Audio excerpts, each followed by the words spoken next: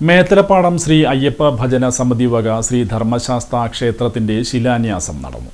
നിർദ്ദിഷ്ട ശ്രീ ധർമ്മശാസ്ത്ര ക്ഷേത്രത്തിന്റെ ശിലാന്യാസ സദസ്സിൽ ബ്രഹ്മശ്രീ CK നാരായണൻകുട്ടി ശാന്തി, മധു ദേവദാസ് ആചാരി, കല്യാൺ K മേത്തല എന്നിവർ ഭദ്രദീപം തെളിയിച്ചു. നിർമ്മാണ കമ്മിറ്റി ചെയർമാൻ ലിജീഷ് അണക്കത്തിൽ സ്വാഗതം ആശംസിച്ച ചടങ്ങിൽ ഭജനസമിതി പ്രസിഡന്റ് സുധി തേവാലിൽ അധ്യക്ഷത വഹിച്ചു. രക്ഷാധികാരി CO ലക്ഷ്മി നാരായണൻ മാസ്റ്റർ ആമുഖ പ്രഭാഷണം നടത്തി. ശിലാന്യാസ സദസ്സിന്റെ ഉദ്ഘാടനം യുവജനക്ഷേമ കായിക വകുപ്പ് മന്ത്രി OJ ജനീഷ് നിർവഹിച്ചു.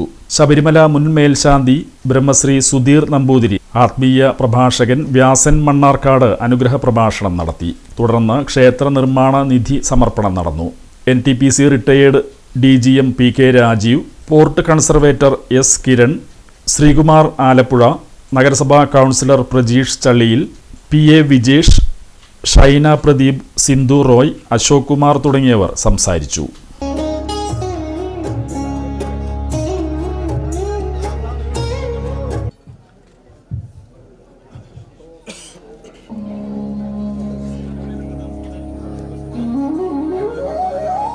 ആ ക്ഷേത്ര രൂപീകരണത്തിലേക്ക് നേതൃത്വം കൊടുക്കുന്ന എല്ലാവരെയും ഞാൻ എൻ്റെ ആശംസകൾ അറിയിക്കുകയാണ്.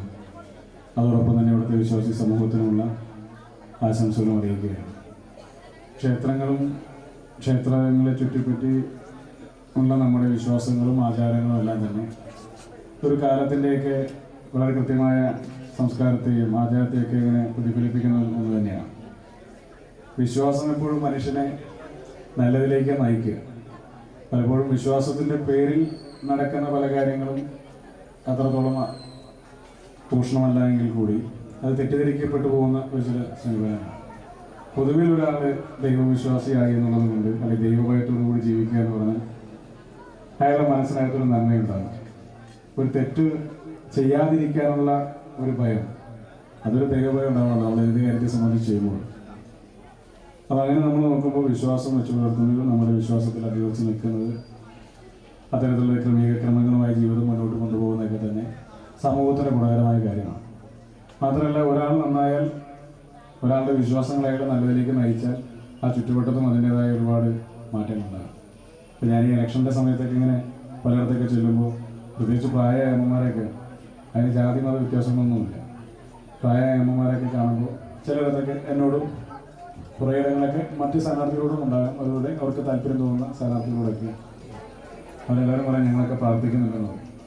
ഒരാളുടെ പ്രാർത്ഥന അപ്പോൾ അങ്ങനെ പറയുന്ന സമയത്ത് ചില സമയത്തൊക്കെ ഞാനിങ്ങനെ വലിയ ടെൻഷനിലൊക്കെ ആയിരിക്കും. ചേച്ചിയൊക്കെ ഇവിടെ ഭയങ്കര സജീവമായിട്ടൊക്കെ ഇറങ്ങാണല്ലോ, അപ്പോൾ നമ്മളതിനെ അതിജീവിക്കണമല്ലോ, അപ്പോൾ അതിൻ്റെ ടെൻഷനിലൊക്കെ നിൽക്കുകയായിരിക്കും. അപ്പോൾ അങ്ങനെ പോകുമ്പോൾ നമ്മളോട് കാര്യങ്ങൾ വന്ന് പറയുകയാണ് ഞങ്ങളൊക്കെ പ്രാർത്ഥിക്കുന്നുണ്ടെന്ന് പറയുമ്പോൾ നമുക്കൊരു ആത്മവിശ്വാസം തോന്നും, ഒരു കോൺഫിഡൻസ് തോന്നും.